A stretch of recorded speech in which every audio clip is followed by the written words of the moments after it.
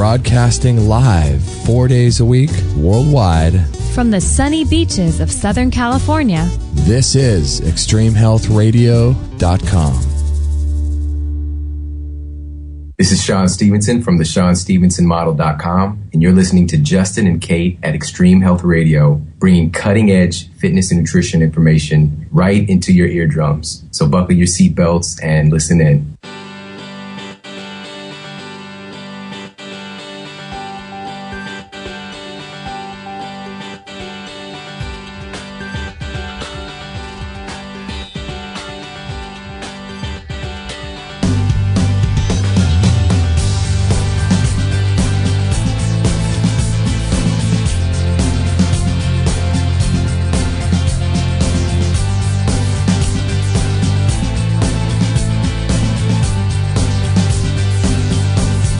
Funny about this music? What? It's that if I were to hear this in any other content or context, that's correct. Any other context, I would think of our show. Well, yeah. The weirdest thing. I think I hear it when I sleep, as I'm drifting off to bed. That's a scary thought. That's how used to it I am. I love it. It's pretty good, huh? It's okay. I like it. It's good. It's got a little, I like it. Little hip tune to it. I dig it. Nothing wrong with that. You know why I dig it even more? Why? This has nothing to do with the song, but I got my banjo yesterday. Oh, yeah, that's I've been talking about this banjo for coming on 2 years. Yep. Went on to Craigslist, right in our town, found myself a banjo for $100. You know what we ought to do? Huh? Get Kate and the traveling banjo band, play the intro to the show. What do you think? A little country banjo intro to the show? Yeah, forget that whole Tallahatchie roll over me, whatever that guy's singing about. Oh, yeah. Kate and her banjo are going to be taking over. Step to the side, mister. I know, right? We'll see how this goes, and the journey begins. I'm going to start lessons hopefully next week. Oh, you are? I am. You're going to take lessons. I'm going to be a back porch picker. I'm going to sit back there and pick my way through summer while I drink my green juice. I love it. We made one this morning, and we're drinking them right now. We made a green juice? Actually, it's kind of... It's red. green with a hue of red from our beet. Yeah. How much beet did we put in this? It was a rather small beet, so we put half of it. Put half of it. When it's a big beet, we put like a fourth because it's too much sugar. And so if we're cutting it beety. in half, we're each getting a quarter of a beet. That's not too bad for sure. Quarter of a beet. I don't think so. That's one of the things we wanted to do recently, especially after talking to Dr. Norman Rabillard, right? Look at you. Right? You got it. Why do I want to keep saying Rabillard? Well, it looks like billiard. I mean, it does. Yeah. Because it looks like there's a Billiard, right? But it's just Billard. Mm-hmm. I just laughed that you started calling him Billiard instead of like Rabillard. In the chat room before the show, I said Dr. Billard is going to be on the show. And he actually went into our chat room and said, did I just get a new nickname? Or what happened? and you responded with? I just apologized, and he said, no problem, Stin. So I said, no problem. My friends call me Stin, so some friends do. You said that they did. They used to shorten your name to Stin. I have a couple of friends who do that. That's funny. That guy was hilarious. He was so funny off the air. I loved him. But you know what? I thought ever since him, I mean, we were eating these, one of our biggest problems lately is the biggest problems with our diet is the coconut chips that we've been eating. Oh, my goodness. Oh, dang. Oh, dang. That's what they're called. They're called Dang. D-A-N-G. They're these toasted coconut chips, and they taste like... They're just incredible. They're food from another planet. That's how good they are. They remind me of a kid eating astronaut ice cream. It was just so different and unique, and you knew it was literally like not something people ate all the time. Yeah. That's how I feel about these coconut chips. They're like space chips. Yeah, they're like space chips. They're from Nibiru. They're from... Well, that's a whole other discussion. That's a whole different topic. But they taste so good, and they're sweetened with coconut sugar, so it's almost kind of like a whole food. But yeah. They're cooked, but they just taste so incredible. And are they cooked, though, or are they dehydrated? I think they're toasted. Oh. Yeah, but still. Is that bad? Probably. No, it's not ideal. It's not ideal, yeah, but they're just so tasty. The thing with them, though, there's two different kinds at the health food store. One's the original, and one is the caramel. Mm-hmm. And caramel, all it is it has coconut... Oh, what do you call that? Coconut sugar. Not cane sugar, coconut sugar. Instead of cane sugar, the other ones actually have cane sugar, which, we didn't know. We ate a couple, and I was feeling pretty wired.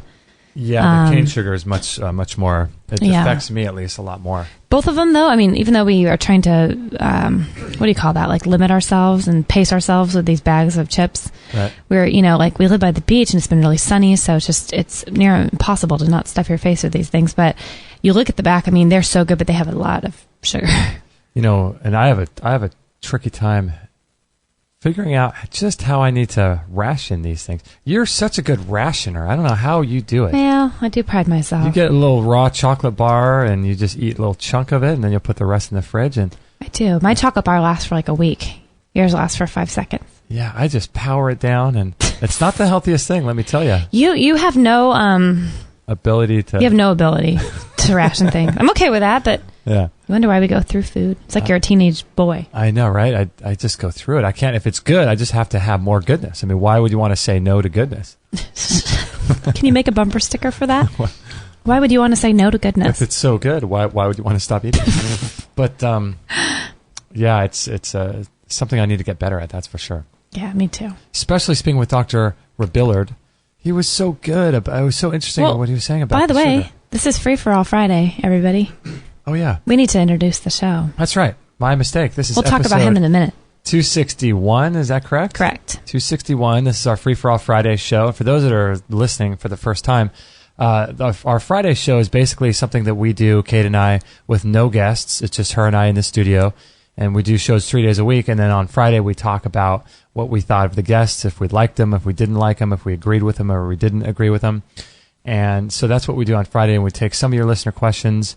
And then we just talk about different things we're into, different books we're reading, different health things, different challenges we're having. And then we'll talk about your questions as well. And hopefully between the community, we can get all of your questions answered. So that's our Friday show. Or point you in the right direction at least, right? That's correct. Yeah. So this is episode 261, and this is June 6th. Is that right? 2014? Correct. Wow. I know. Time is flying by. Do you know that in a month from now, like 4th of July will be over? I mean, obviously, if you do the math, but isn't that a weird thought? Yeah. Weird thought. Yeah, and we wait all year for this, and then just gone. Actually, 6 months from now, it'll be Christmas again. Oh, my goodness. Well, we're actually only 6 months away from any opposite time of the year, really. But I guess, yeah, at any given point. Don't really think about that. But yeah, pretty crazy how fast time is going, especially when you have so much going on. Like we just started changing our schedules recently, right? We're getting up really early. Just this, it's been a week, I guess? Yeah, we try to we're attempting to go to bed a lot earlier and wake up a heck of a lot earlier. And, by 8 in the morning, it feels like you had a whole day. I'm starting to understand what people that are morning people talk about. I've never been a, quote, morning person, I've told myself, but I'm liking it. I'm super tired, and then I get, middle of the day, lull, but then I pep up again, and then by 9:30, last night, 9:30, I was in bed. Wow. This never happens. I was in bed by 10:30. Yes. You should take 5-hour energy. Take some Gatorade, some 5-hour energy. Take some Rockstar. Is it Rockstar? Mix with some Red Bull. People do that, huh? Oh, gosh, yeah. They mix all that. My favorite is when they mix it with alcohol. What if you mixed alcohol? It seems like the worst idea ever. 5-hour energy, Rockstar, and Red Bull with some sort of alcohol. They do it. I'm sure they do it. That would lay me out. But when you're in Vegas, you got to have what you need to keep up all night partying. Yeah, but it's funny with this thing. It's like, getting up so early. The other day I was up at 5:40 or 5:45 or something. And it's really great because it gives you so much time in the morning to get stuff done. Yeah. I feel a lot more productive. I feel really ready to go to bed. Like you deserve your bed, Yeah. You're not just wandering in there going, I hope I can fall asleep. And it might take a little while. Now it's like, I just hit the pillow. I'm gone. Do you feel like with your mornings, do you ever feel like this where you have this balance between we're watching this morning, we have this kind of morning routine now. We kind of figured it out, but you were sitting in the sauna and I was doing the rebounding. And we're watching. I don't know if you guys have been listening or following the Hay House Summit that's going on right now, but if you want to check it out, there's a couple more days left? I think till Monday. And you can watch this video. Actually, it's on today. If you go to extremehealthradio.com/hayhouse, let me put it in the chat room so you guys can check it out. If you register, I think you just have to register. And today's videos with Wayne Dyer. I can't do two. I love Wayne Dyer. Extreme Health Radio. And Eckhart Tolle. If you go and Eckhart Tolle, and And so they're talking about these different things, and it's one of the 2 videos that you get for free every day, and it's just really cool because they're talking about being versus doing. Remember that? Yep. And I find this really weird thing with me. I don't know. Do you have this, Kate, where you have to have that balance in your life? Because for me, if I'm just knocking things off a list, that doesn't seem very. I mean, it feels good because like we're taught to be productive and taught to not sit around and stuff. Yeah. But I don't know what it is. Doing and being are completely different things. Yeah. And Wayne Dyer was talking this morning, and we were catching a little bit about it. Like, doing is just like we're born into this world, and the minute you're born, it's like you're filling out forms, you're standing in line, you're paying your taxes, you're doing all these things. You go to school, you have to turn in papers, you have to get grades. Like, you have to do these things, supposedly. There are things that we should be doing, like he talks about, but doing, and it's like there's just no chance for people just to have moments of just being able to contemplate or get to know themselves, really truly be with who they are and become who they are capable of becoming. And it was just a really good, I think we only got about 20 minutes into it before we made a juice and started the show. So I think we have a big Friday night plan tonight. I know. We're gonna double date with Wayne Dyer and Eckhart Tolle. I'll take Wayne Dyer. Are you chewing ice over there? Sorry. We have ice in our You'll juice. take Wayne Dyer. I'll take Wayne Dyer to the soda shop. We'll get a milkshake. Oh my goodness. No, but the soda shop. Yeah, it's just really interesting when they talk about that kind of stuff, because for me, I feel like there's such a balance. Like we're taught our whole lives to just do, accomplish, and especially with a lot of the success stuff that we listen to, and we'll watch people like Bob Proctor and Tony Robbins, and I love that stuff. But I mean, it gets to the point where all you're focused on is just accomplishing goals and accomplishing things, and you kind of wonder what for. I mean, there's goals that we have for the show. I mean, I want this show to go out to millions of people so that they could get help, and understand they have options for healing that maybe they never even heard of before. So that's one of my goals for the show. And there's all these things I could be doing every single day to market the show, or to do more things on the website to make it a better site so more people will further the listen. audience and get people to. But then you pay realize, attention. too, there's got to be this balance of like knocking things off your list every day and having a list and then getting upset that you're not getting these things done. But where does all that come from, where you feel guilty for not accomplishing things? Or, if you got a list of 10 things. We put so much pressure on ourselves, don't we? Oh, it's crazy. And then if you get only 8 of them done, you kind of beat yourself up and you see, there's 2 things that are not crossed off my list, and now I'm upset. That's the biggest bummer about being a list maker. I think we've talked about that on other shows too. I agree. It's cool on one hand, and the other hand, it just allows you to be more disappointed, at the end of the day. Yeah. But it's hard because you do feel a sense of accomplishment when you can check off a task. I know your mom's very task oriented, loves to make lists. My sister's like that. My dad's like that. They'll write. All of them will write things on it that they've already done just so they can cross it off. They do. I know. It makes them feel very. I've been guilty of that myself in the past. So funny. I've done that too, but now I'm lucky if I just find a pen and scribble it on my hand somewhere. I know. Right? One thing I need to do, I don't do that anymore, but when you were in junior high, we didn't think about all the ink going into all the chemicals our poor in the skin, ink. But or chewing the plastic end pen caps. of the pen caps. Yikes. Yeah, it's definitely something that there's a balance. You have to find a balance, and you kind of almost have to find like a way of not being attached to how much you accomplish in a day, because being able to let it go, and just going to bed at night saying, what, I did the best I could. I'm doing the best I can. I did the best I could, and then if I talk a lot about the idea of adding things in for your health, and so the way I started out was adding a green juice or green smoothie into my diet, and I kind of didn't care what I ate. I could eat pizza, ice cream, everything else, but as long as I had that one green juice. And then it gets to the point where, you're doing 6 or 7 different things in a day. And then, you could really beat yourself up if you're still eating a poor diet, but you're doing all these great things. Then if you say, I only did 3 of the great things today instead of 6, then you start thinking, it becomes this mental and emotional way to beat yourself up, which is counterproductive in terms of our energetic bodies and emotional healing, and it's crazy. Like, What's the why do we point? do that? I don't know. Why do we set things up for ourselves where we get to beat ourselves up?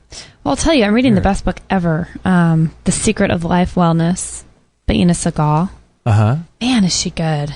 I've heard her interviewed a lot online on things we've caught, and she is just amazing. She has definitely an intuitive gift of being able to see people and sense their energetic states that they're in. Things like that, and being able to really work with people and see what kind of emotional / physical symptoms exist with people. And I mean, she's going into, I'm only in the third chapter right now, but talking about how, we just have so many things that we're born into from like generational stuff that could trace back to your grandparents. That's something they struggle with, that you have no idea why you have that certain fear. She was just saying this morning in my reading when I woke up early to read about how she and her cousin completely both had the same fear of being homeless. And that was like their worst fear ever, is just being homeless. Really? And they never knew until they talked one day that they both had this fear. And it turned out their grandfather. So this is Ina Segal saying this? Her grandfather, and I think it was actually her grandfathers, both sides, had both been homeless when they were younger. Really? And they never even knew that. And it was like this energetic transfer. She found like a family secret or something? Yeah, or talked with them, or, I don't know exactly how she knew, but my goodness. So what does she say? There's an energetic transfer of the emotion? Yeah, I mean, she's saying that along with all these feelings we stuff and all these things that we had, these traumatic experiences and people who hurt us, how we hurt ourselves, the pressure we put on ourselves. And that's where I'm tying this back into what you were talking about. It's like this pressure that we have to perform and be perfect at the age of, 7 years old. I've seen kindergartners. My clients and friends have kindergartners who will cry if they don't get an A. And it's like the parents haven't put any pressure on them. So where is this coming from? Where is this? The parents are just loving the kids, and the kid doesn't get an A. They're super type A, anal retentive, and that kind of thing, and they're just really like, where does that come from? It's really sad. I had a client in the other day last weekend when I was doing her hair, and she said her second grader was so far entrenched and just shackled to this having to be perfect. And with her schoolwork. Wow. And I guess because this, school's wrapping up and they were like quoting their finals week, which I think is so disturbing that a second grader even has a final. But she sent her out. Wait a second. Since when does a second grader have a final? They wrap up this stuff and make them take these tests to test out of the second grade now in some schools. We never had to do that. No. Wow. And, I'm sure it's stuff that they already know, but they just make it this more final, end of the year testing. That's crazy. And I guess as she walked out the door, or as she, let her out of the car at school, she was freaking, the little girl was freaking out. And my friend looked at her and she goes, just go get an F. Go get an F. Like, just bomb it. Like, she wanted her to actually just go bomb this thing because you're in second grade. It's like she doesn't know how else to tell her that this stuff just it's okay. Why do we put this on? She doesn't want her to grow up to be one of those perfectionist people. I mean, we all have that tendency to be so hard on ourselves. Yeah, that's a recipe for disease, Gosh, I know. You're energetically holding in those emotions we talk a lot about this on our show with a lot of different guests, and that energy, Chris Kaler, Recall Healing, Dr. Peter DeWitt, Dr. Gilbert Renaud, You're saying these too fast for me. Jonathan Tripodi with the body memory. All these things store in our body. Everything, the energetics just get, stuck, and they take physical form in our body. And man, you fear for that kid, and what's she going to be like as an adult. So what was Ina Segal saying in the book? Just that somehow maybe some of these fear of her failing, this little child, somehow came from generations before. Yeah, it came from, she delves into these ideas in her book about how to kind of determine and distinguish between what could be a thing from your past and actual trauma that happened to you with something that maybe wasn't even related at all, that you didn't, quote, do or cause, but you carried this burden throughout your life into your adult life, and something started to cause an illness or some kind of emotional weakness or breakdown. And so it's a really good book, and then she gives you applicable steps in order to, it sounds kind of hokey, kind of like Louise Hay's You Can Heal Your Life.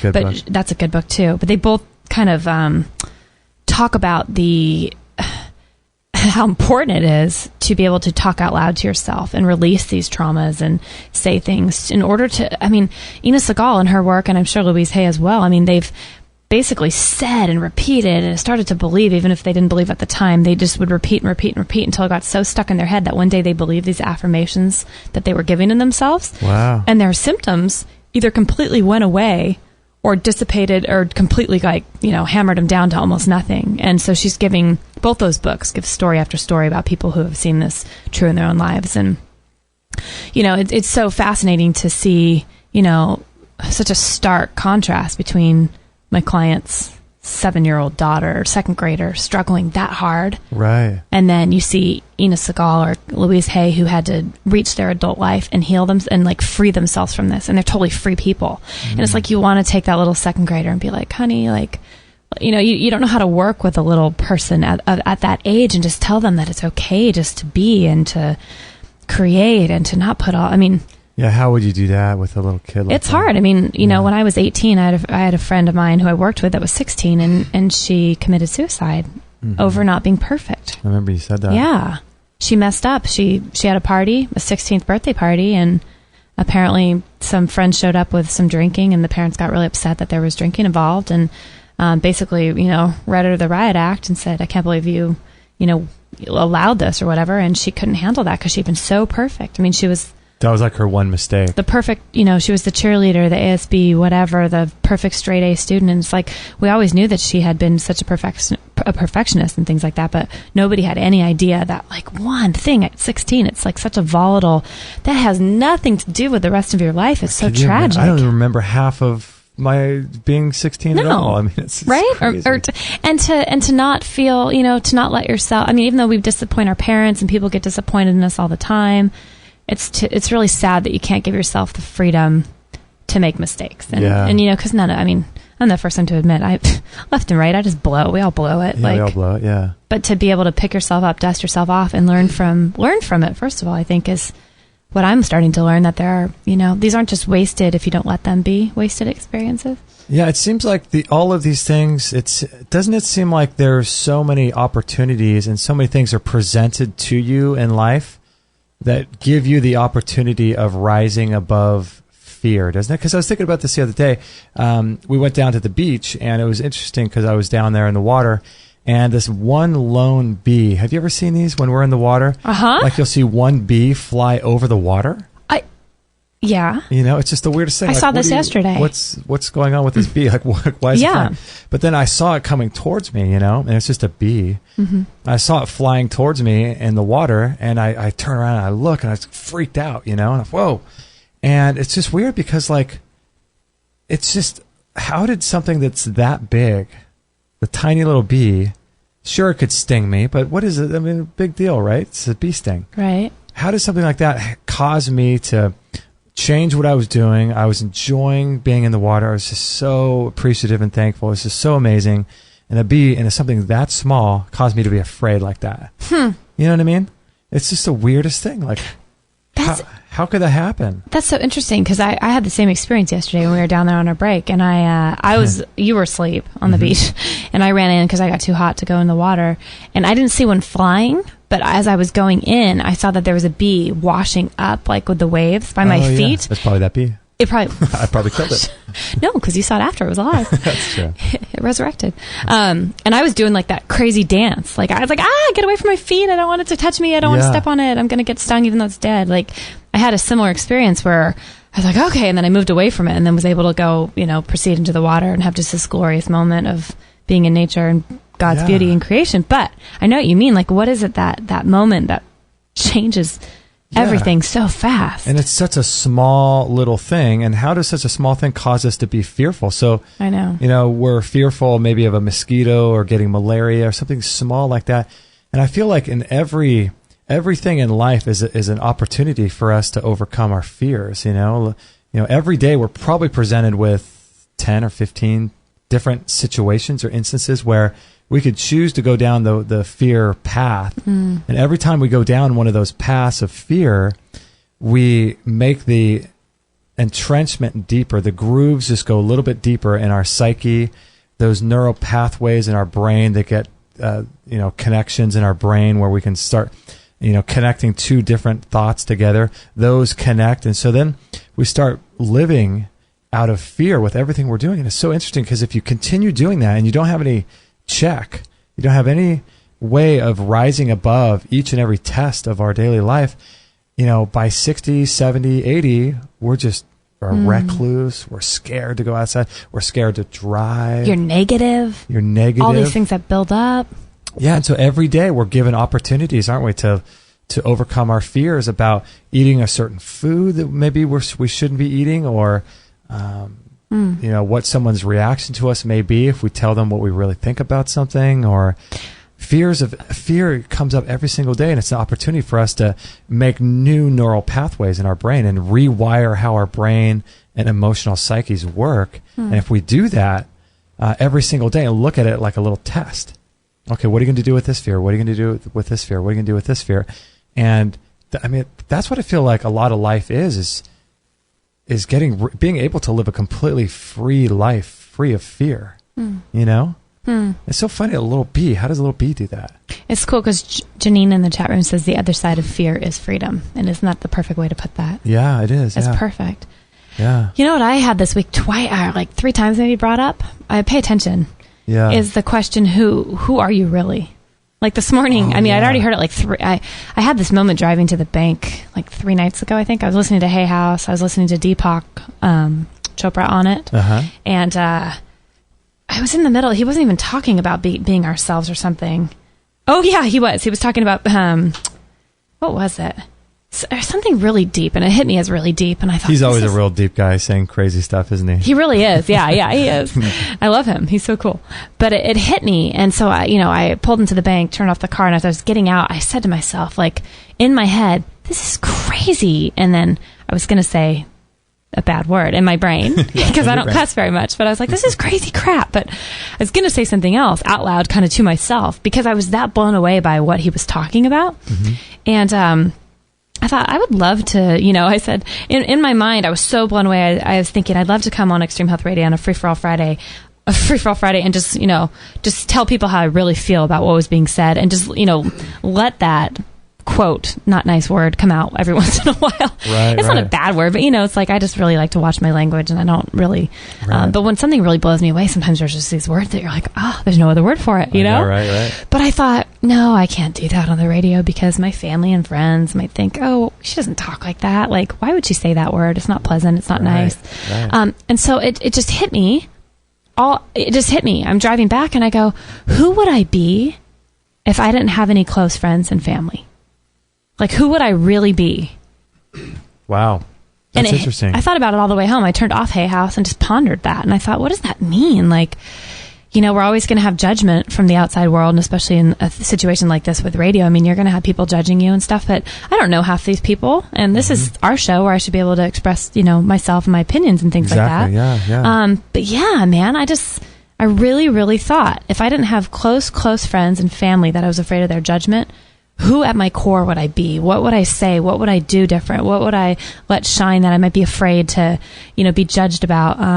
Because I have an upcoming project that we're actually going to be able to talk about a week from today. Yeah. Because it's finally launching, and I'm excited to share it. Yeah. Even there's a little bit of fear with that with me, just exposing that side of myself and opening myself up to judgment from really close family and friends. And then Wayne Dyer's thing this morning with Eckhart Tolle. Eckhart asked the question, or I think maybe Wayne did, was like, who are you? Who are we? Who are we? Like when you're just with yourself, when you're honest with yourself.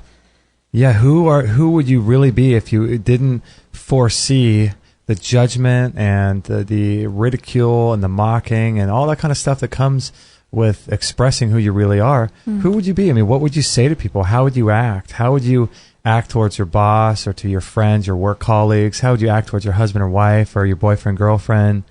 How would you act? What would you say? And that could be either really in a positive way or a negative. I mean, because sometimes people obviously just behave in a way that they want to be seen as, the good guy, and they're really not a nice person. Right. But then there's these people that are so, then you have the whole group that's just afraid to express themselves and live free and just offer all their gifts to the world, and they're being beat down too. So it's like there's so many levels of who we really are.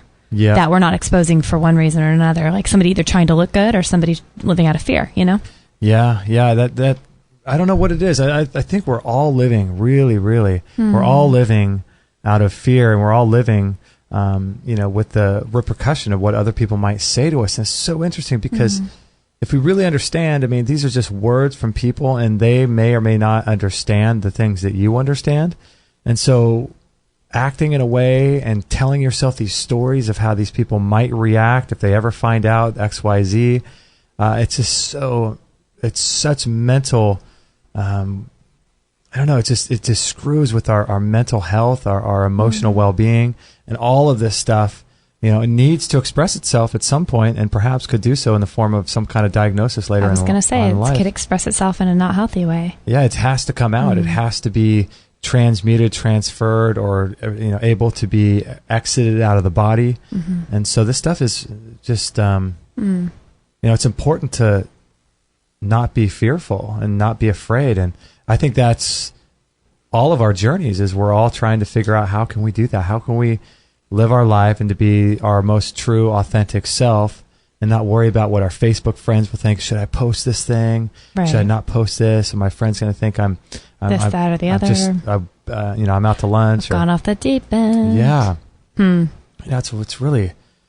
I like what Tana says in the chat room. She says, fear, which is false evidence appearing real. And that's true. It's... I love that. I've heard that. Thing. It's, it's false, and it appears real, but it's not. And we were just listening today. I mean, what is anything real? Anything real is that which does not change. That's exactly what he said today. And so that's an interesting concept. So if we are changing, are we real? That's what I got out of it. I'm like, we're constant talk about changing. Yeah. Ernest is so cool in the chat room. Shared with us from Deepak Chopra, said that number 1, we are human beings. Number 2, we are human feelings. Number 3, we are humans thinking. Number 4, we are humans doing. Nice. Isn't that cool? Wow, that's a... But so that's beautiful. Thank you for sharing. I feel like, that just keeps coming up. I mean, if, we are human and we are constantly changing. So what does that mean about us? If the only thing real is that which does not change. That which does not change. Which is a really interesting concept. Really wild. Well, I think it's about time for a break. We've been going for a half hour already. I got to go potty. Isn't that crazy? All right, so This is episode 260. What is it, 261? Yes, sir. 261, and this is Free for All Friday show. So hang tight, and we're going to talk about a lot of really cool things after the break. So we'll be right back right after this. I have been a huge fan of rebounding for many, many years, and if you want to get in great cardiovascular shape, tone your legs, back, and butt, and stomach, as well as cleanse your lymphatic system from toxins and chemicals, you just have to start rebounding. It's imperative. And not only will it create endorphins that quickly become addictive to you, but it's very low impact as well. It helps to prevent sicknesses and diseases, as well as increase bone density, and it flushes toxins from your lymphatic system. It's amazing. And not only that, but it's a ton of fun also. I do it every single day for about 15 minutes. And we found the best rebounder on the market today in the world, bar none. It's called the Bellicon Rebounder. It's the Rolls Royce of rebounders, in my opinion. And let's listen to some of what our guests have had to say about rebounding. Robert von Sarbacher is a health researcher and creator of the Mini Beat Protocol. And Robert, what's your favorite exercise? In general, probably one of the number one anti-aging exercises on the planet is rebounding. So 15 minutes a day is good for that. You can find people who have had thermography scans on cancers, giant tumors, and when they're doing a rebounder, it would start spewing out and shrinking right in front of your eyes, the tumor would, as they're on the rebounder. So it's really good for that sort of thing. It's also very good for exercising internal organs. It's the only internal organ exerciser that I know of known to man. Dr. Lindsay Duncan is the CEO and founder of Genesis Today. And what's the best way that you think of to stimulate the lymphatic system of the body? rebounding is incredible because it's good for the lymphatic system, and there's more lymph fluid in the body than there is blood. And the quickest way and the most effective way to get the lymphatic system flowing is through rebounding itself. Yeah, because the lymphatic system can't really detox itself, can it? I think you know. No, the heart, we have the heart, thank you, for pumping blood. And we don't have a heart to pump lymphatic fluid. The only thing that really can pump lymphatic fluid is cardiovascular exercise utilizing the thighs, the thigh muscles. And that's why rebounding and getting a burn in that thigh muscle is so important for the flow and the stimulation of the lymphatic fluid. Wow, and they even put cancer patients on rebounding, don't they? Nutritionists do. Yeah. Yeah, absolutely. Yeah, but not a conventional doctor. But yeah, I've been learning about rebounding lately. It's quite an amazing thing. Yeah, rebounding's amazing. Health researcher and author of Cancer Step Outside the Box, Ty Bollinger. What do you do in your life to prevent cancer? What do you do to treat cancer? What do you do to prevent it? Rebounding is something that I try to do on a daily basis. A little mini trampoline for those people that aren't familiar with the term rebounding, but it's basically just jumping up and down on that little mini tramp. What that does is it stimulates the lymphatic system. Lymphatic system is one of our primary detoxification systems in our body, and most folks don't stimulate their lymph flow, and so the toxicity in their body builds up because their lymph is not stimulated, and the up-down motion on a rebounder stimulates the lymph flow better than just about any other exercise. So I do that almost on a daily, probably 5 days a week. I would say I average doing that. And finally, author and speaker and creator of the Longevity Now program, David Wolf. Do you think the Bellicon is the best rebounder on the market today? Absolutely. I was just with the crew in Europe that does the Bellicon rebounder, which is an incredible rebounder. My God, what a machine. And it doesn't use metal springs. It uses like flexi ropes. So it's very soft and fun, and it's just great to play with. Well, there you have it. The up and down G-force actually stimulates every single cell in your body. It's incredible.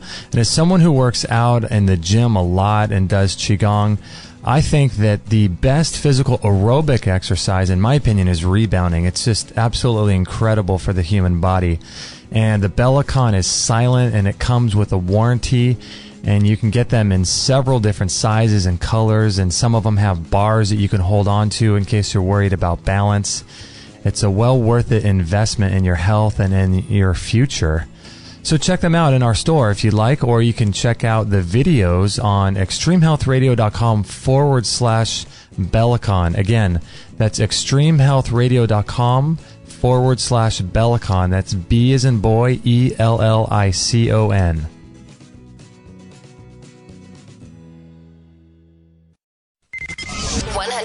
Listener supported.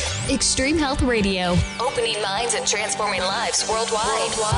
Don't forget to join our thriving community for health tips, inspiration, and show updates at extremehealthradio.com/Facebook.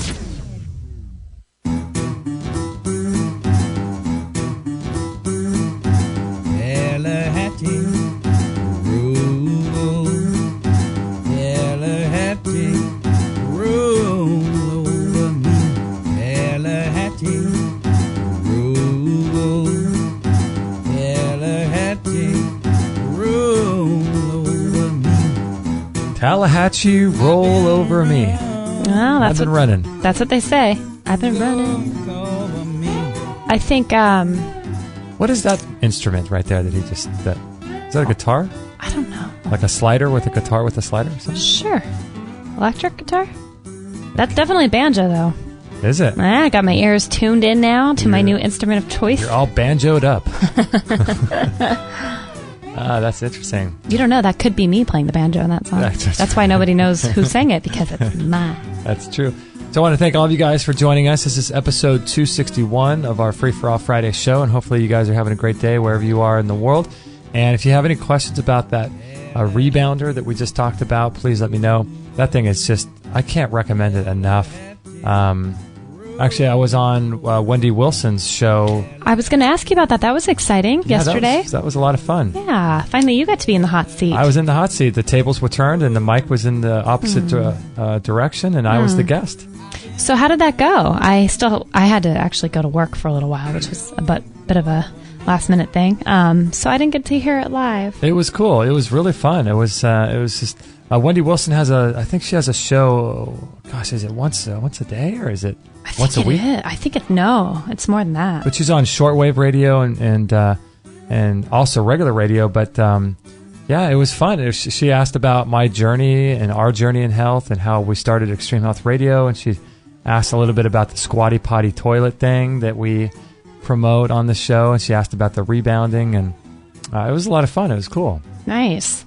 She Yeah. kind of asked how you got started in the whole health journey too, didn't she? Yeah, it was cool. That's neat. Yeah, so it was a lot of fun. Is that an archived one where people can go listen to it? Yeah, I'll put a link to it. I'll find out where she stores her archives and put a link to it. Because Wendy Wilson, for those that don't know, she's an herbalist, and she's doing some great things. Her website is thepowerherbs.com, and she's got really a lot of interesting products on her site, and a lot of different formulations, and she works with people, and just lots of cool stuff. And we really like her a lot. And she's just a great person, fun to be around, fun to chat with, and yeah, it was really cool. But yeah, we talked about the rebounder, and she was asking about it. And that rebounder, I was just telling people yesterday on that show that it's just such an amazing way. You feel this rush of endorphins when you're on there because you're leaving the mat, you're bouncing, and it just feels like it wakes you up, and you feel all of your.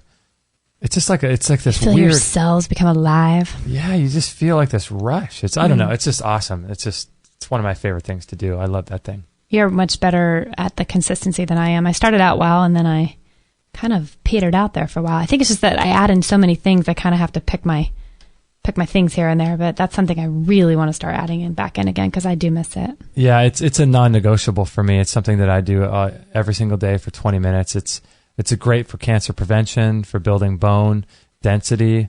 It's great for circulation. It's great for toning your muscles. And it's also the only internal organ exercise, like Robert Vaughn said in that clip.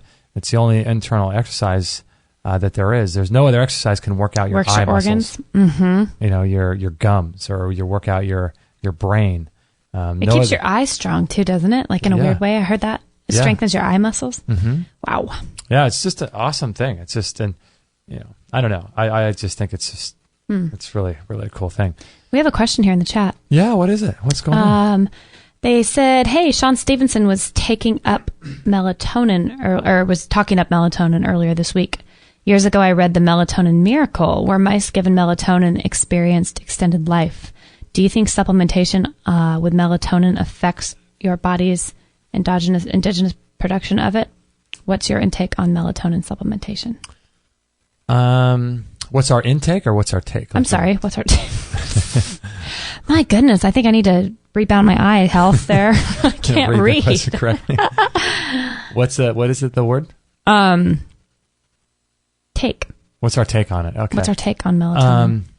I think that from everything I've learned about it and talked to different people and read, a handful of things on it. I'm no expert, obviously, but everything that I've talked to and people that I really respect have told me that it's one of the master hormones to make sure you're not low in, because it helps regulate sleep and by so doing your hormone levels.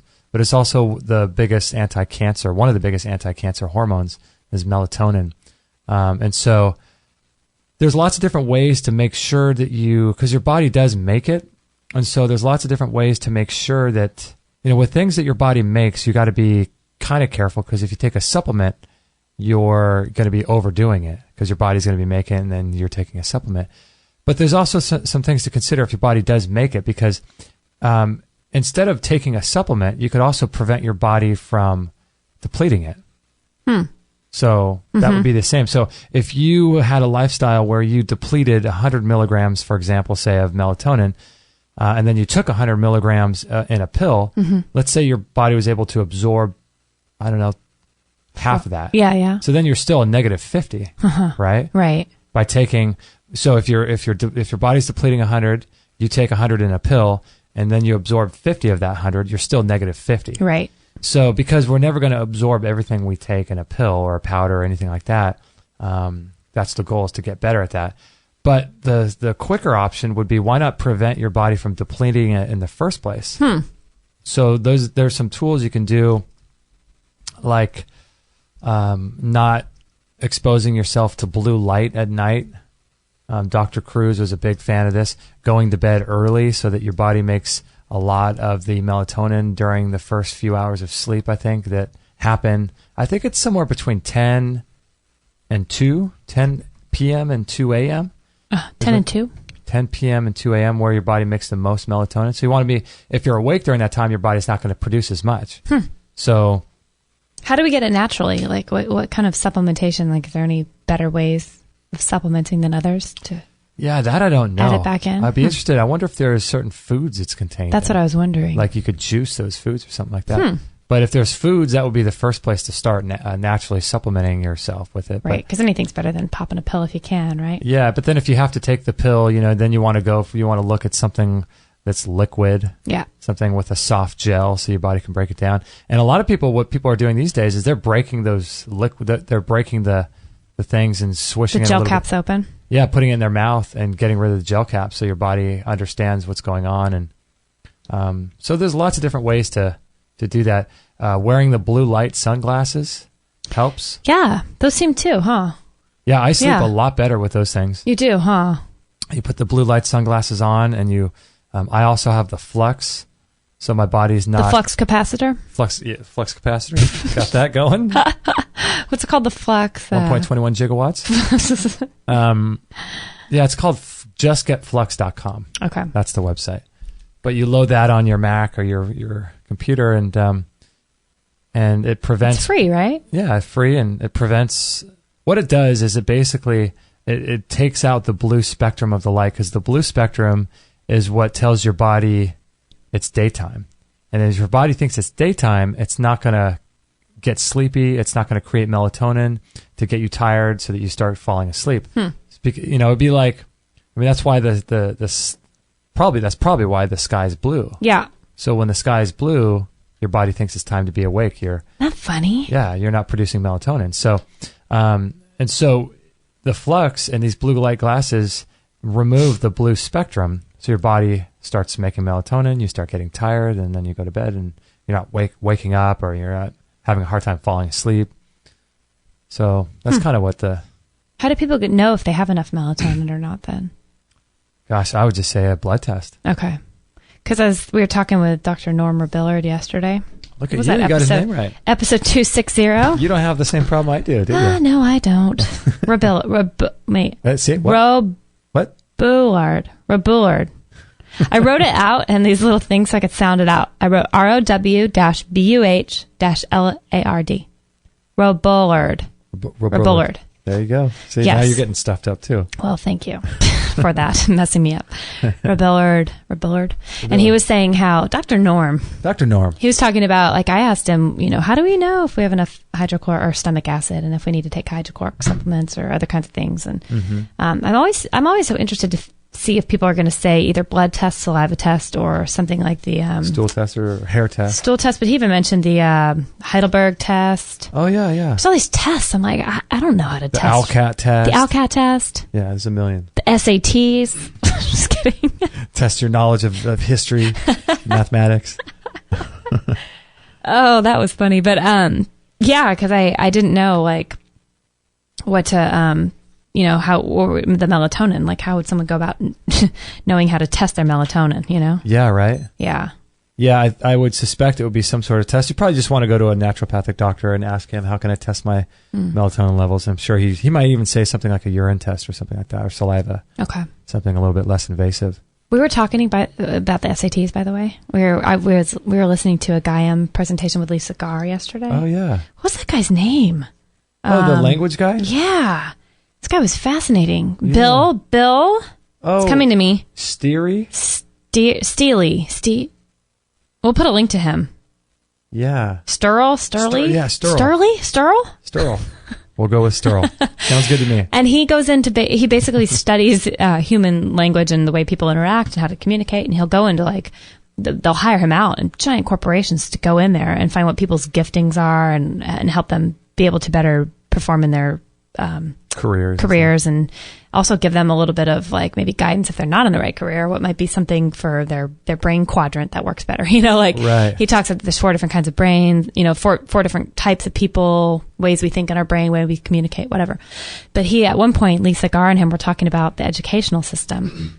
He's also a teacher. He's also a teacher and a professor. Oh, I didn't catch that. I think a high school teacher at some point. I could be making that up, but I think that was it. And he goes, they started talking, which was so interesting, about the difference between the word education and the word, oh my gosh, why am I blanking? Education. Instruction? And instructional. The education system and the instruction, basically. And he said the word educate was to, I'm totally going to butcher this, to like cram in, basically, to cram in as much as possible. He took it into Latin. Stuff knowledge in your brain. Just stuff it, and be able to just perform and just spew it out and reiterate what you've just been stuffed with. Yeah. And the word instruct, when you break it down to Latin or something like that, instructional, was to lead out. Oh, that's right. That's what it was. And it was so interesting. One was pack it all, cram it all in.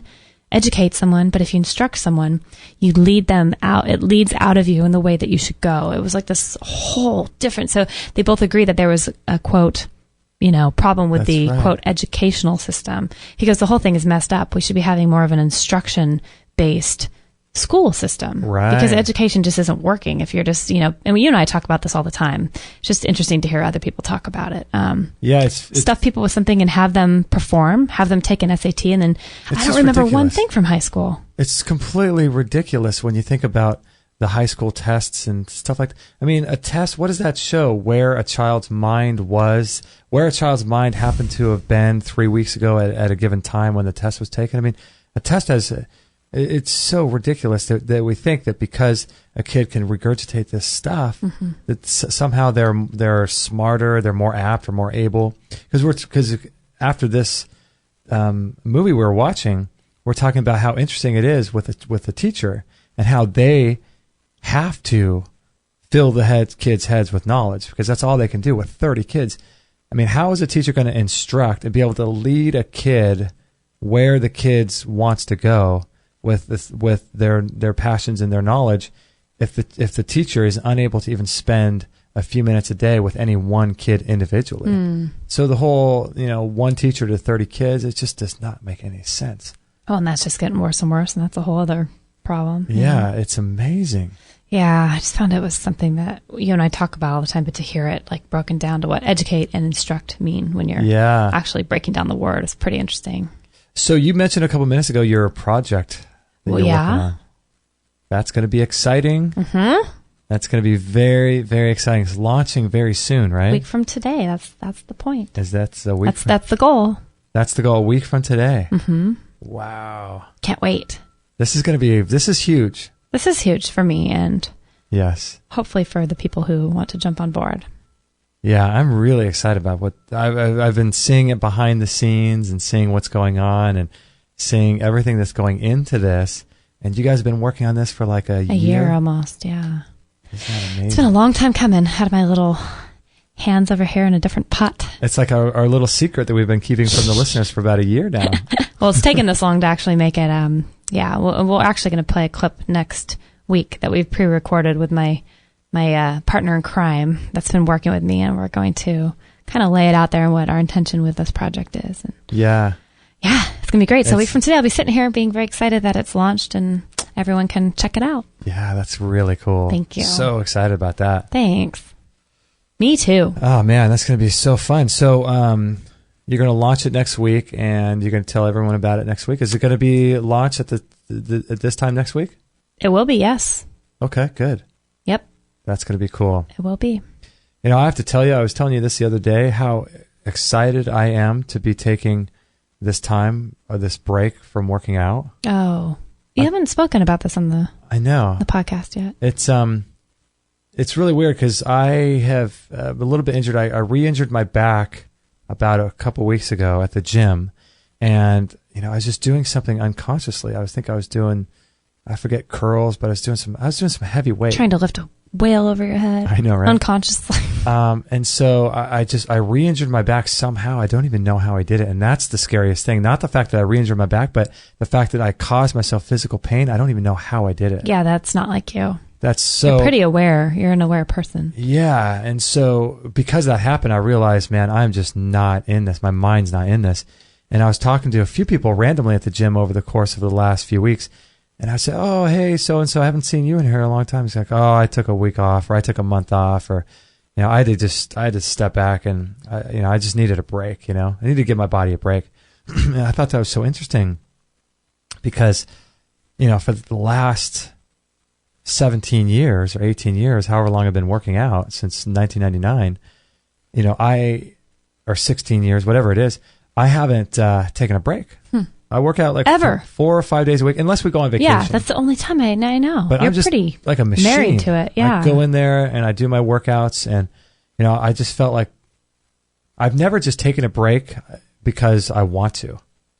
I like working out, I like it, but I've never just taken a break because I feel like I should. And so even though during the times where I really don't want to work out and I go into this lull, like sometimes in the winter, you're just kind of... just not feeling it. Yeah, you're not feeling it. You're not motivated. You don't have the inspiration. You've got too much to do. It's getting late. There's going to be a lot of people at the gym at this time. There's all these excuses. And even then, I'm really good at like just saying, okay, if I can get myself to the gym, once I get there, I'll be okay. Yeah. And so all I have to do is just start walking towards the gym. And if I walk, I'm going to keep walking there. And if I get there, I'm going to work out. Right. And a lot of times what I'll do too is I'll get to the gym and I'll tell myself, as a way to kind of get myself to the gym, it's like this funny psychological little trick I play on myself. I'll say, okay, instead of skipping the workout today, I'll go there and lift really light. I'll lift, if I'm going to do, 60-pound curls or something like that, I'll do 15, 20 pounds, and I'll just do 20 reps of that. It's super easy. I can do that. And so I'll think to myself, okay, I'll go to the gym. I can do that. That's easy. I don't have to go there and lift really heavy because I just burnt out from lifting heavy. Yeah, right? Sure. And so then I'll get to the gym and I'll think, well, now that I'm here, I don't want to just waste my time lifting really lightweight. I might as well just lift heavy. Right, because what's the point of going if you're not going to be fully present and give your all, right? And it's funny because all the while, I know I'm lying to myself. I know I'm going to get to the gym and just want to change You play my these mind. little games. I do that all the time. But it was interesting that, I probably talked to 2 or 3 people that said, I just needed a break from working out. And I realized I never take a break. You really don't. And so I have the kind of metabolism that women would love. Because if I don't go to the gym, I lose weight. Yeah, it's disgusting. I'm about 170, 6 feet, 170. If I don't go to the gym, if I don't go to the gym for 2 weeks, I'm at least probably around 160. I'll lose 10 pounds. Easy. I just know. like that. I've seen it. And you don't look bad. That is not what you want to look like. Yeah, I want to, be stronger and that. And so, it's funny. So I stopped working out and it just feels so good. I'm doing the right thing, Good. So you're listening to your body and just going with it no matter. And you're not judging yourself or making yourself feel bad, right? Yeah. For the first time, I'm just okay with it. I want to take a week off, take a week or 2 weeks. I took last week off. I might take this week off. Or I am taking this week off. I might take next week off. And then I want to have the motivation, the desire, and the inspiration to go hit it hard again at the gym. But it does feel really good to just kind of take a break every now and then. It feels really good. And we've been doing this with our supplements too lately. Yeah, we have actually. Yeah, it's kind of nice. It is really nice. Because you're taking a lot less supplements these days, huh? Yeah, my gosh. If you compare me to 6 months ago, and at that time I really believed my body did need them, but it's listening to your body at the time, Yeah. And right now I'm so thankful that you're listening enough to go, even though that's not what I want to do.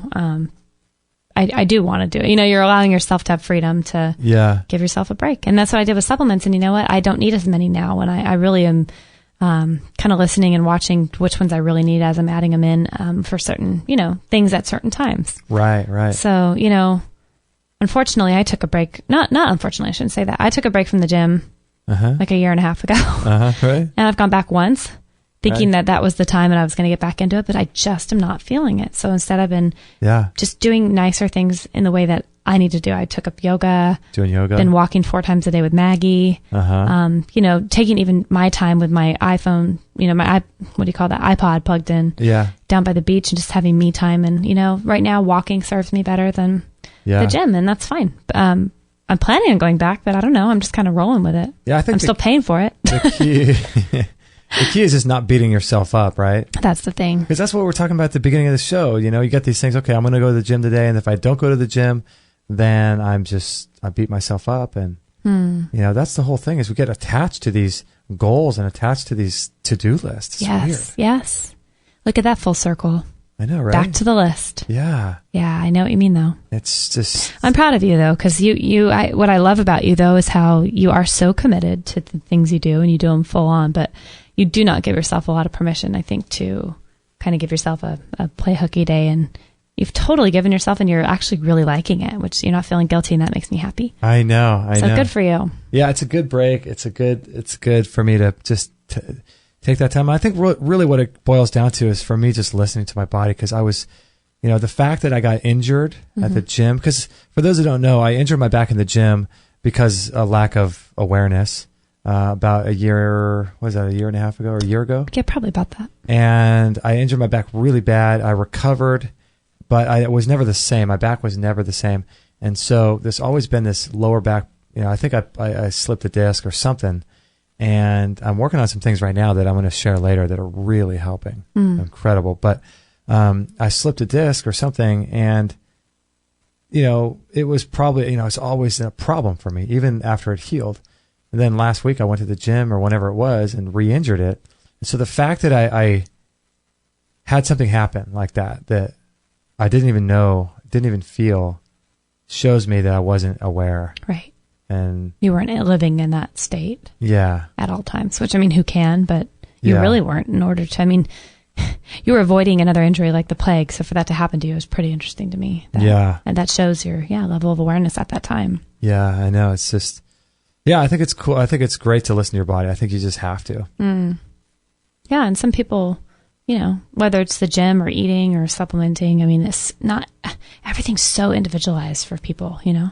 Some people love going to yoga. Some people love going to the gym. Some people hate going to the gym. Some people hate going to yoga. Supplementing, some people think it's just, you know, that for their body, it makes them feel like they're popping pills and they don't need it. And you know, they think everything we need is naturally occurring. And then there's those of us who feel like we're lacking things and we want to add a few select things in. It's really interesting though, isn't it? Yeah, it's really fascinating. Yeah, listening to your body. I saw this article too I wanted to share with people. Interesting, because we were talking with Dr. Norm Billard yesterday about bloating. Remember that? Oh, yeah. Really interesting what he was saying about... what was he saying about 30 grams of sugar causes, I forget how many cc's worth of gas and pressure. Gosh, that was so gnarly. And so the idea was that if you think of your intestines and your organs, putting like a balloon in there, and when you eat 30 grams of sugar, your intestines are just going to, it's called the fermentation factor or something like that, or the, it's actually called FP, fermentation potential. That's what I never heard that before. Yeah. Had you heard that before his book? No. Huh. That was cool. Yeah, he was really cool. So he numbers and rates all these, you know, over 300 different types of foods with their fermentation potential. He was talking about how bloating is such a problem. And, you know, it would be equivalent to putting a balloon inside your stomach and your organs. Expanding it out when you eat 30 grams of sugar. And so anyway, I found this article, DIY apple cider vinegar tonic to cure bloating and inflammation. Okay. Did you find that from My Body Green? I did. Apple cider vinegar tonic. You sent that to me and I was like, whoa, that's intense. I know. You want to hear what it is? Yeah, tell me. Okay, so let's see. I'll read this. Let's see. It's called the Fireside Tonic. Ingredients, they vary from brand to brand, but my homemade fire cider consists of red onion, garlic, apple cider vinegar, ginger, lemon, lime, and cayenne pepper. It's helped me better digest my meals and has nearly eliminated my chronic post-meal bloating, cramping, and discomfort. Probably nearly eliminated their body. That sounds like it would light you on fire going down. It would just burn up their colon. Fireside. Well, then you wouldn't have any colon problems, would you? No bloating, no colon, no bloating. No body? no problems. No bloating. Fire cider is also great because it can be used not only as a digestive aid, but as a great immune support. It has lots of antibacterial properties from garlic, vitamin C, from lemons and limes, the benefits of raw apple cider vinegar, the prebiotics of onion and ginger, and the kick of the cayenne. It also works wonders on colds. It is such an amazing food-based powerhouse. Okay, so here's the recipe. What's the kicker? Let's do it. 1 cup. Makes a 1/4 to 1/2 a cup, depending on your juicer. Okay. Takes 5 to 10 minutes to make. Here we go. Okay. 1/4 of a red onion. Oh, gosh.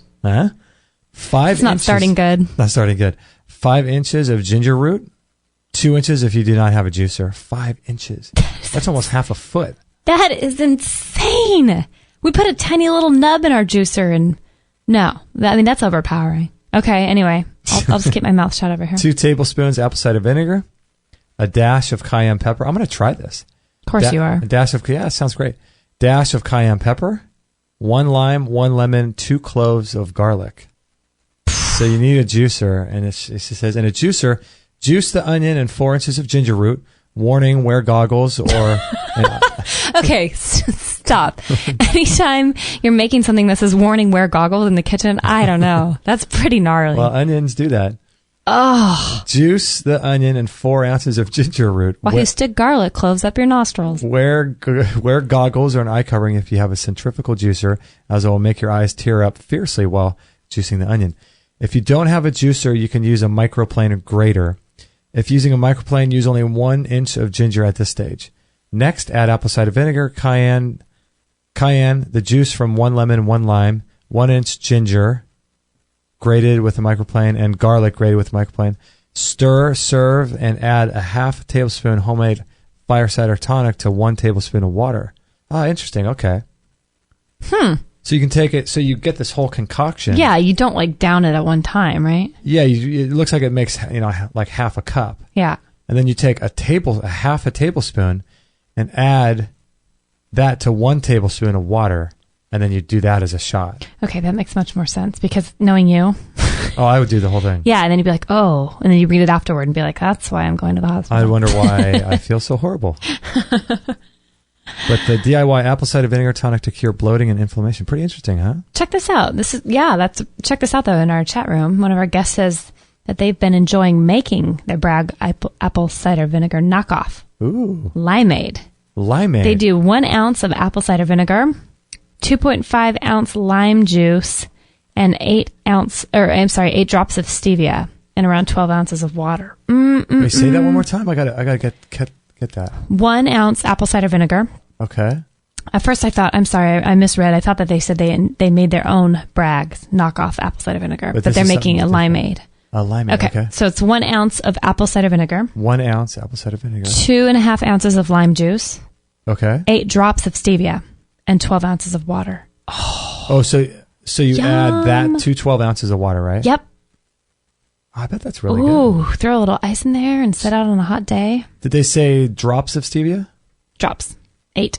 I wonder if you only have either the white packets or we have the green leaf stevia. That you probably need the drops. I'm assuming the drops probably, because you know what?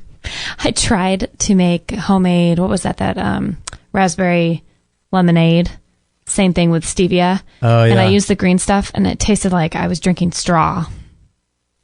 Because it's chunky. It felt like a horse. It was not enjoyable. That's hilarious. Green leaf drops, they say. Okay, yep. Okay.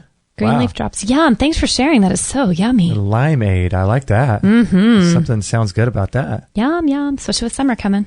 Yeah, so we had two interesting guests this week, right? We had Sean Stevenson. And we had Dr. Norma Billard. Yep. And next week we have lots of great guests. We have Miss Carrie Rivera coming up. Carrie Rivera. She'll be talking about healing autism with MMS. And a really interesting connection between autism and parasites. So you're going to want to check that out. Dr. Richard Massey on Wednesday will be talking about recall healing, family constellation therapy, and a lot of the esoteric, weird, interesting stuff that he's into. And then Thursday, Daniel Vitalis, Sacred Sexuality Revisited. Ooh, because we never visited it before. We never, how could we be revisiting if we never visited it? Daniel Vitalis, Sacred Sexuality. So that'll be on Thursday, June 12th. And I didn't tell people this, but Ina Segal, whose book you're reading right now, we're going to have her on, and that's going to be published in July. Yes. Yes. She's so cool. That'll be cool, huh? Yes. She's going to be a good one. I think people will really connect with her if you haven't heard her already. She's pretty amazing. Good times at Extreme Health Radio. That's right. On a Friday. I know, right? It's this great day already. Yeah. So do you have any kind of quote today? We're going to just sign off. What unfortunately, we have a lot to do today, so it's not as long as normal, and that's okay, though. It is what it is. It is what it is, right? Yes, I do have a quote. Oh, you do? Yes. Okay, so before you do the quote, I'll just let everyone know, if you can, if it's possible for you, please pass the show on to your friends, either this particular episode or any other episode that you think your friends might enjoy. If you want to share it on Facebook or Twitter or something like that, that would be really, really helpful. And also, we're 100% listener supported, so we accept donations. If you go to extremehealthradio.com/donate, we could really use your donations. It's things are starting to add up. Tighten up here. So that would be really, really gratefully appreciated on our end if you would consider doing that. But then also a couple other ways to support us too is we have our store. So you can always go to our store. There's links for that on the website, and you can shop around and look at different products that you think you might need or want. And so there's lots of really, really interesting cutting-edge products in our store. Then another option is if you would like to support us and you make regular purchases on Amazon, you go to extremehealthradio.com/Amazon and click the link. It'll just take you over to Amazon, and we'll get a little percentage for your order, a little commission. So that will help pay the bills as well. And thanks, ladies in the chat room. Talking about they bought all kinds of shoes and all kinds of summer stuff, and nice. we really thank you guys. That's so cool. Through our Amazon link? Oh, yeah. Oh, that's so cool. And Tana even says, who doesn't want more shoes? So it looks like she's going to be purchasing shoes throughout the summer, and she keeps Extreme Health going. So you look stylish, and we keep our radio going. I know. We keep getting to do this show. So thank you. Yeah, that's so cool. Thank you. So that's basically it. And this is episode 261. So as soon as we can, we'll post the podcast, and we'll post all the links that we talked about as well. So stay tuned next week for lots of great shows. And Kate, you have to go. And my announcement next week. Your announcement next week. I'm so excited. Good. What time? Do we know what time it's going to happen? Is it like 12:01 Eastern or something like that? You know what? My friend who's doing the project with me is actually, quote, launching it. And she's in a different country. Okay. She's in Australia, so I think it's actually going to be out. It'll be live before we have the show. So nice. It'll be cool. That's going to be cool. Okay. And this quote I'm going to end with isn't so much a quote as a little paragraph of sorts. Cool. So, you ready? I'm ready. Okay. Do not covet your ideas. Giving away everything you know, and more will come back to you. You will remember from school other students preventing you from seeing their answers by placing their arm around their exercise book or exam paper. Is it the same at work? People are secretive with ideas. Don't tell them this. They'll take the credit for it. The problem with hoarding is you end up living off your reserves. Eventually, you'll become stale. If you give everything away you have, you are left with nothing. This forces you to look, to be aware, and to replenish. Sometimes the more you give away, the more comes back to you. Ideas are open knowledge. Don't claim ownership. They're not your ideas anyway. They're someone else's. They are either floating out there, or they are out there floating by on the ether. You just have to put yourself in the frame of mind to pick them up.